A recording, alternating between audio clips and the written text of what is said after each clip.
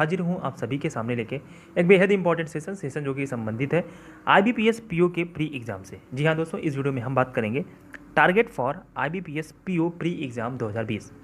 3 तारीख, 10 तारीख और 11 तारीख को आपका पेपर है अक्टूबर में।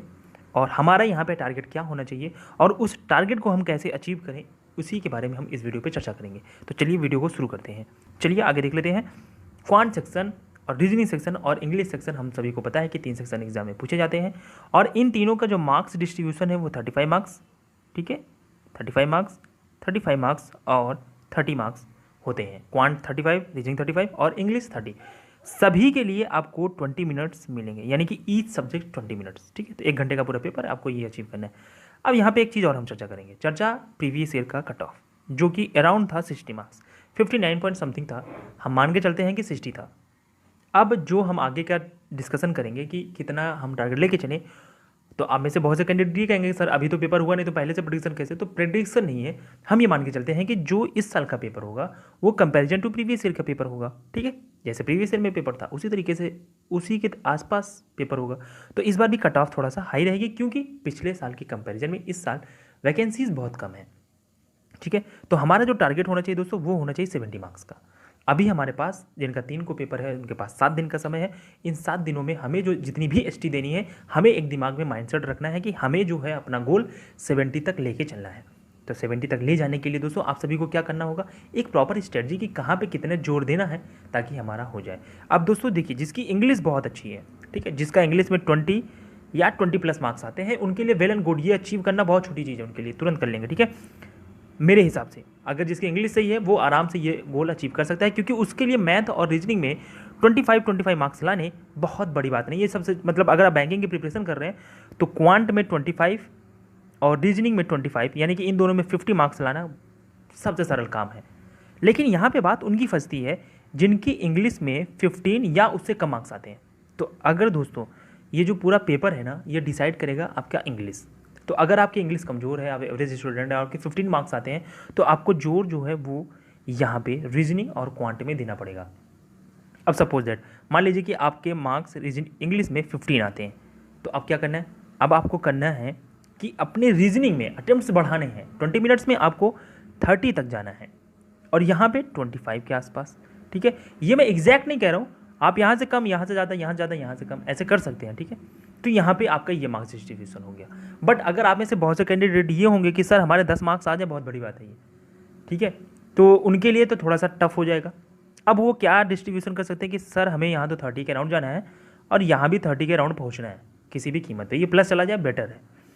अब उनके लिए सबसे ज़्यादा पेचीदा हो जाता है जिनके मार्क्स 10 से कम आते हैं, ठीक है, 10 से भी कम मार्क्स आते हैं, जिनके 5, 6, 7 ऐसे आते हैं, उनके लिए भी है चांसेस, लेकिन थोड़ा सा टफ हो जाएगा क्योंकि उनके लिए क्वांट और रीजनिंग अटेम्प्ट्स पूरे करने पड़ेंगे। आप क्वांट में 30+ कर ले जाइए, बहुत अच्छी बात है, और आप रीजनिंग में 33+ कर ले जाइए, ये तो आप यहाँ से दोनों को 63 to 65 मार्क्स अटेंड करने हैं। अब आप में से बहुत से कैंडिडेट कहेंगे सर ये तो मजाक हो रहा है आपका कि रीजनिंग में पूरे मार्क्स लाओ, मैथ में भी उसी के आसपास जाओ। तो अगर आपको निकालना है तो ये मजाक आपको समझना होगा। देखिए, बहुत से कैंडिडेट हैं आप में से जिन्होंने आरआरबी पीओ का पेपर दिया है, ठीक है। आरआरबी पीओ के पेपर में आपने 20 से 22 मिनट में, ठीक है, कितने अटेम्प्ट किए हैं, 40 क्वेश्चंस रीजनिंग के। तो क्या यहाँ पे नहीं हो सकता? हो सकता है। आप अपने आप को लेके ईमानदार रहिए, आप ये चीज़ें कर सकते हैं कि क्वांट और रीजनिंग में मिला के 65 मार्क्स ला सकते हैं। मैं आपसे कह रहा हूँ आप ला सकते हैं, बस आपको पता करना है कि आपकी प्रॉब्लम कहाँ पे है। आप 65 टारगेट लेके चलिए कि क्वांट और रीजनिंग में मुझे करने ही करने हैं। स्पीड बढ़ाइए, जहाँ पे कमियां हैं वहाँ सही करिए। 7 दिन का समय है। आप अगर देखिए कि मैथ में सर अरिथमेटिक मुझसे नहीं बन रहा है, ठीक है, 10 क्वेश्चन अरिथमेटिक्स के हैं तो मुझसे नहीं बन रहा है, तो आप देखिए कि कौन से क्वेश्चन नहीं बन रहे हैं और कौन सबसे बन सकते हैं। सपोज दैट पार्टनरशिप का सवाल है, अगर आप से नहीं बनना है तो उस पर काम कर लो, थोड़ा सा अभी समय है, हो जाएगा। एज वाले जो क्वेश्चन हैं अगर आपसे नहीं बन रहे हैं तो आप उस पर थोड़ा सा काम कर लो, 7 दिन का समय है, कंप्लीट हो जाएगा। तो अर्थमेटिक भी आपको करना है, आपको कुछ छोड़ना नहीं है वहाँ पे, ठीक है। आपको क्वांट एंड रीजनिंग में कोई भी चीज़ नहीं छोड़नी है। अगर आपके इंग्लिश में 5 से 10 के बीच में नंबर आते हैं, अब उनके लिए मैं बात नहीं करूँगा जिनके 5 से कम है, ठीक है। बहुत से कैंडिडेट ये भी कहेंगे सर मेरे तो 5 से भी कम आते हैं, ठीक है। तो मेरा ये कहना है कि आप में वो हिम्मत है, आप में वो ताकत है, आप में वो जज्बा है कि आप यहाँ पे 60 to 65 मार्क्स आराम से गेन कर सकते हैं। यहाँ पे गेन करिए, इंग्लिश में जो आएगा फिर उसके बाद भगवान भरोसे सब कुछ, ठीक है। अगर यहाँ से 5 से 6 नंबर भी आता है और यहाँ पे 60, 62, 63 हो जाता है तो 68 से 70 के आसपास आप चले जाएंगे और वो बहुत अच्छा मार्क्स होगा। अच्छा, अब एक चीज़ और मैं बता दूं कि उन कैंडिडेट्स के लिए जिनकी इंग्लिश बहुत वीक है, जिनको लगता है कि इंग्लिश में नंबर लाना बहुत टफ काम है, तो वो सिर्फ 2 चीज़ें ध्यान दे लें। एक होता है पैरा जंबल, ठीक है, और एक होता है आरसी, ठीक है। पैरा जंबल में आराम से 5 नंबर अगर आता है तो लाया जा सकता है, ठीक है। आप बस थोड़ी सी प्रैक्टिस कर लीजिए, पैरा जंबल में पूरे मार्क्स आ सकते हैं आपके। और दूसरी चीज़, कॉलम 1 एंड कॉलम 2 ये भी आप कर सकते हैं। आप देखिए, या तो पैरा जंबल आएगा या कॉलम 1 कॉलम 2, तो आप दोनों में से कोई भी चीज़ आती है आप 5 नंबर गेन कर सकते हैं। और वही चीज़ आरसी में से आप जो चीज़ें आपसे बन रही हैं वही चीज़ छूइए, 2-4 नंबर और लाइए, कोई एक टॉपिक सही कर लीजिए मेरे दोस्त, आपके पास समय है। अगर यहाँ से 5 नंबर आप कंफर्म कर लेते हैं और फिर कहीं से इधर उधर करके 5-6 नंबर और ला सकते हैं, 10 पहुँचा दिए गाड़ी, तो आपका सिलेक्शन हो जाएगा, अगर मैथ और रीजनिंग में अच्छे से ध्यान दिए हैं तो।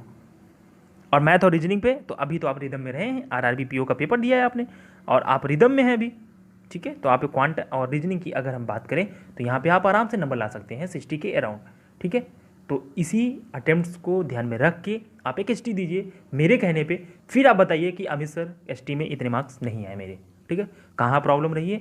उसके लिए अगर आपको लगता है कि, तो हम आपसे डिस्कशन भी करेंगे कि आपको कहाँ प्रॉब्लम हुई है, ठीक है। तो इस वीडियो में इतना ही बात करेंगे। वीडियो में आपका बहुत बहुत शुक्रिया, धन्यवाद।